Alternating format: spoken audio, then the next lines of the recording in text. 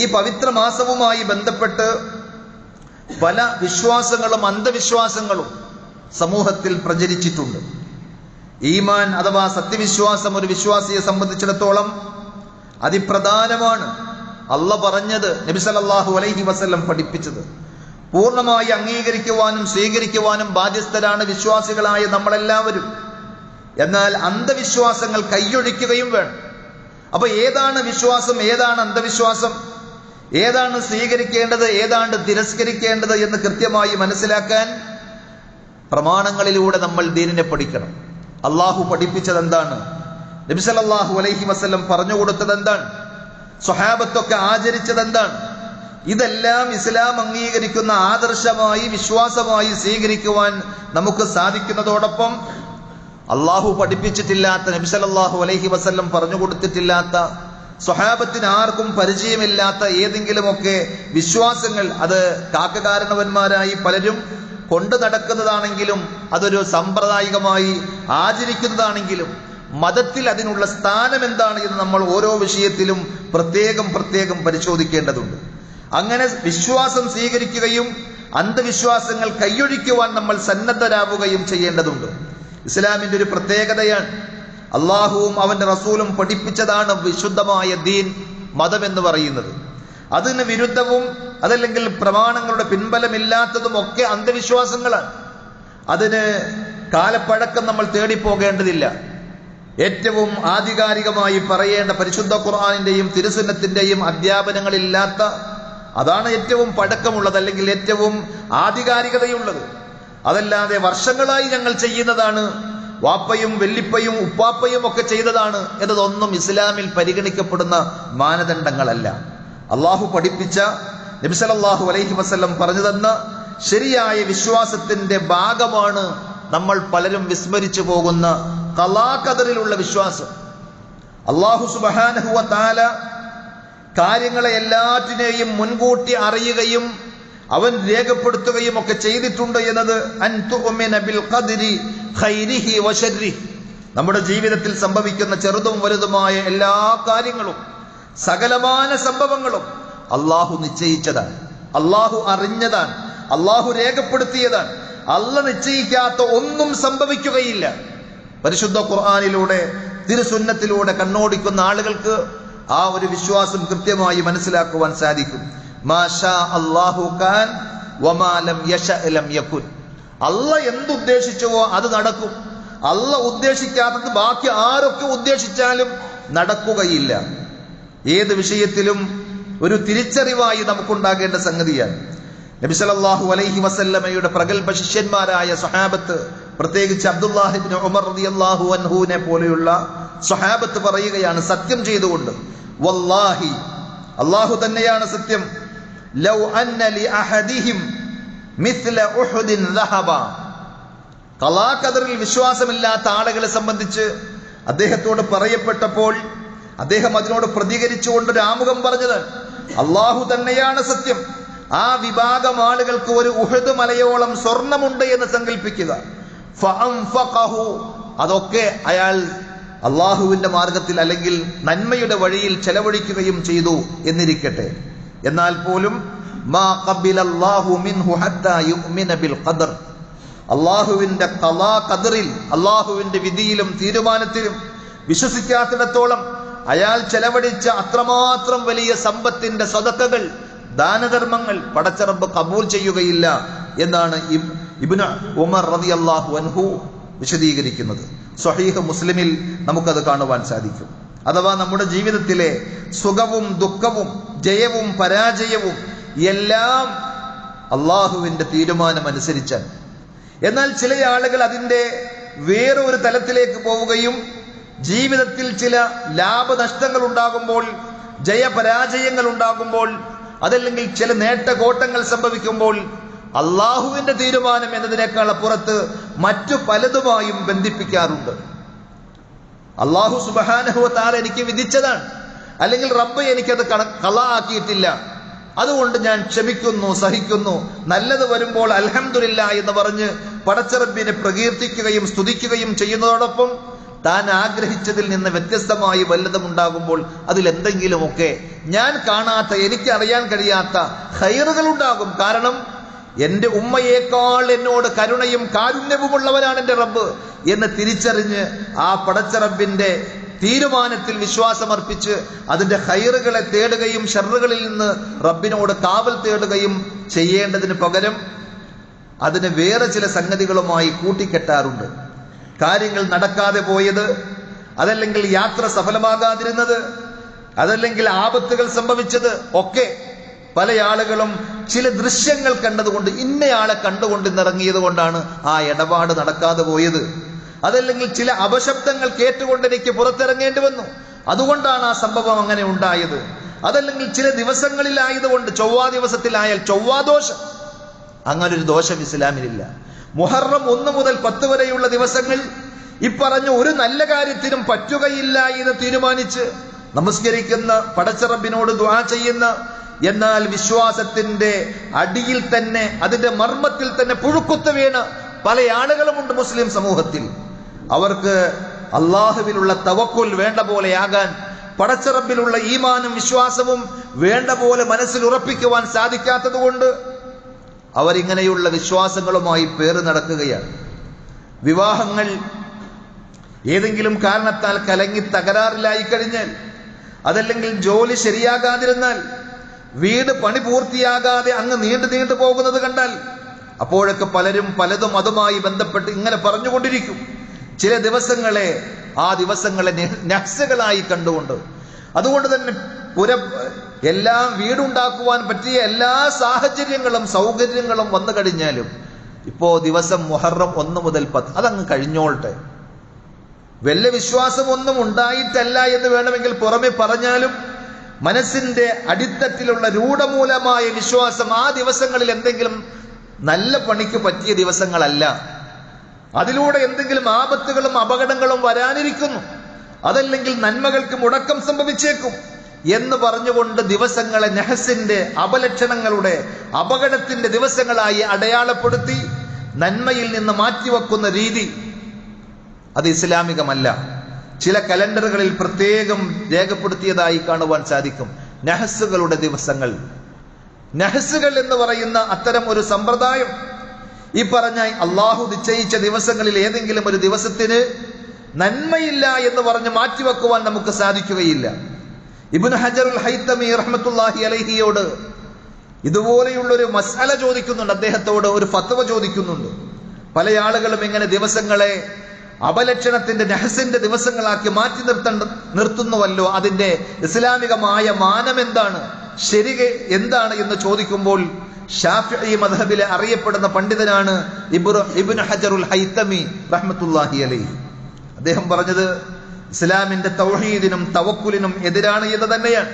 വഅന്ന ദാലിക മിൻ സുന്നത്തിൽ യഹൂദ്, അത് ജൂതന്മാരുടെ ചര്യയാണ്, സുന്നത്താണ്.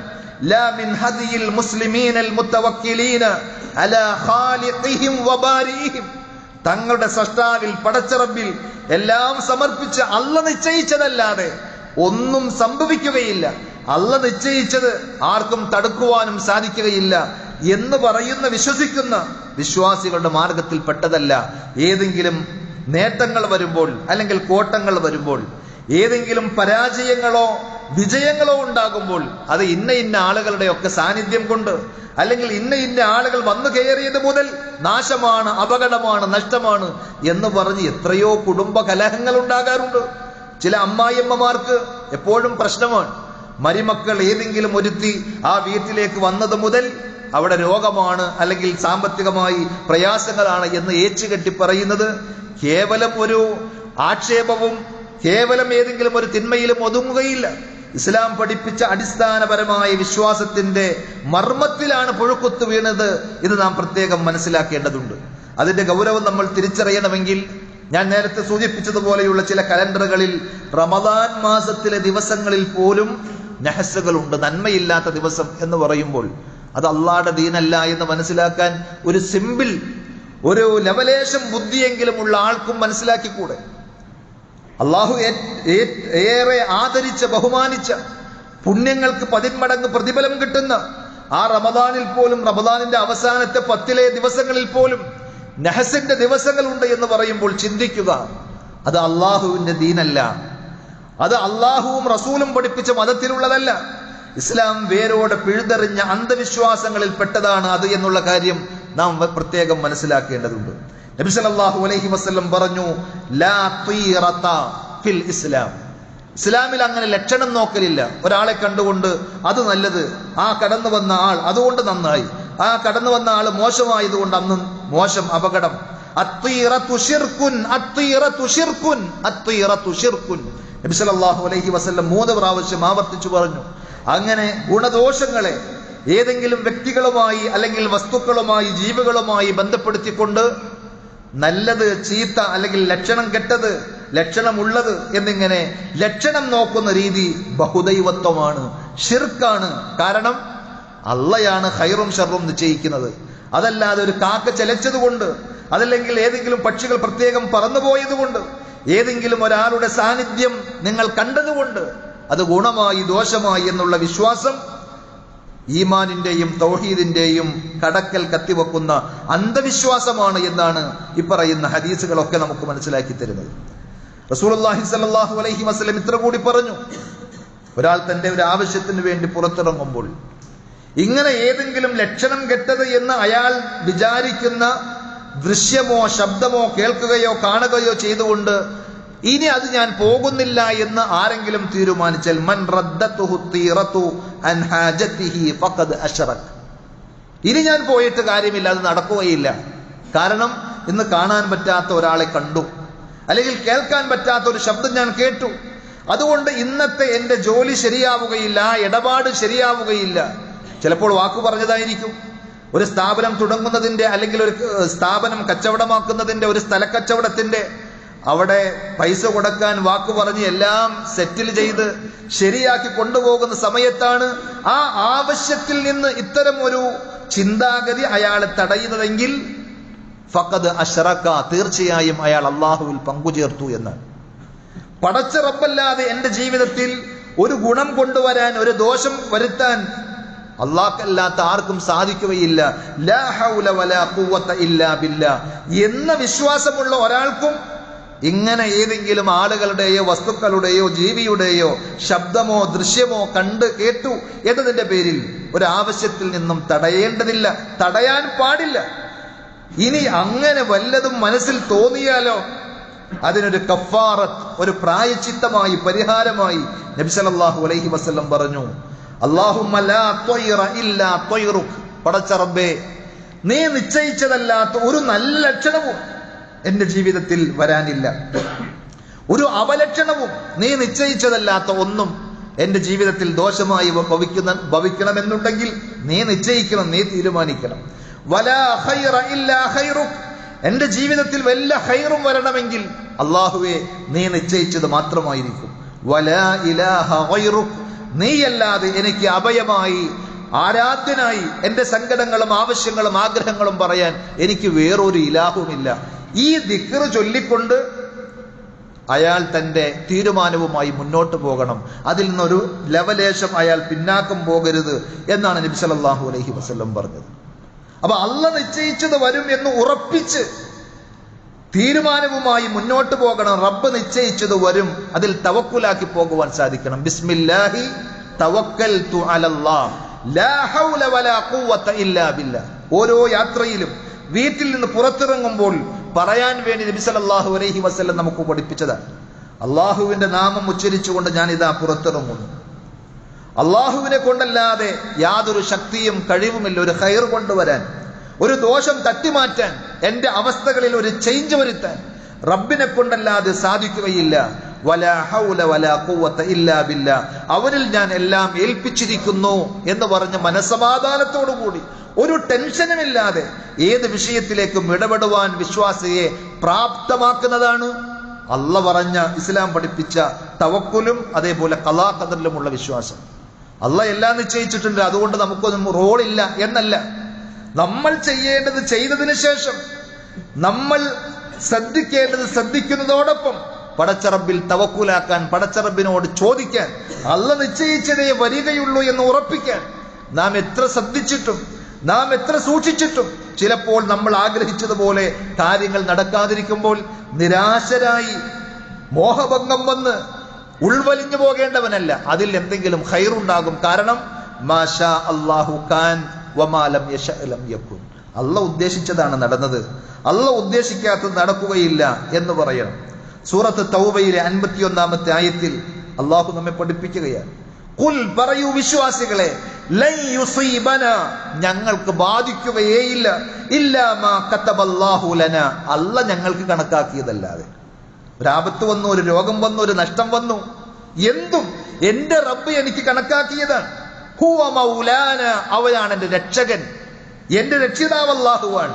വഅലല്ലാഹി ഫൽയതവക്കലിൽ മുഅ്മിനൂൻ, അതുകൊണ്ട് യഥാർത്ഥ വിശ്വാസികൾ ആ റബ്ബിൽ തവക്കുലാക്കട്ടെ. അതുകൊണ്ട് മുഹറം 1 മുതൽ 10 വരെയുള്ള ദിവസം ഏതെങ്കിലും നല്ല കാര്യങ്ങൾ ആരെങ്കിലും ഉദ്ദേശിക്കുന്നുവെങ്കിൽ അതൊരിക്കലും ആ ദിവസങ്ങൾ അതിനുള്ള തടസ്സങ്ങളല്ല. വീട് പണി പൂർത്തിയായിട്ടുണ്ട്, കയറി താമസിക്കാൻ ആ ദിവസങ്ങൾക്ക് ഒന്നിനും ഒരു ലക്ഷണക്കേടുമില്ല. വിസയും ടിക്കറ്റും എല്ലാം ശരിയായി പോകാൻ നമ്മൾ ഹെൽത്തിയാണ്, ആരോഗ്യപരമായും തടസ്സങ്ങളില്ല. പക്ഷെ മുഹറം 1 മുതൽ 10 വരെയുള്ള ദിവസങ്ങൾ ആ യാത്ര പോകണ്ടായത് തീരുമാനിക്കൽ, അത് ഇസ്ലാമിന്റെ നമ്മൾ മനസ്സിലാക്കുന്ന നമ്മുടെ വിശ്വാസത്തിന്റെ ഏറ്റവും വലിയ മർമ്മത്തിൽ വരുന്ന പുഴുക്കുത്തായി മനസ്സിലാക്കി നമ്മൾ ആ നന്മയുമായി മുന്നോട്ട് പോകുവാൻ ശ്രദ്ധിക്കേണ്ടതുണ്ട്. അല്ലാഹു സുബ്ഹാനഹു വ തആല ദീനിന്റെ ശരിയായ വിശ്വാസ ആദർശങ്ങൾ മനസ്സിലാക്കി അതിൽ അടിയുറച്ചു നിന്നുകൊണ്ട് പടച്ച റബ്ബിൽ എല്ലാം തവക്കുലാക്കി ഭർത്താക്കളായി ജീവിക്കുവാനുള്ള തൗഫീഖ് നമുക്കെല്ലാവർക്കും അല്ലാഹു നൽകി അനുഗ്രഹിക്കുമാറാകട്ടെ.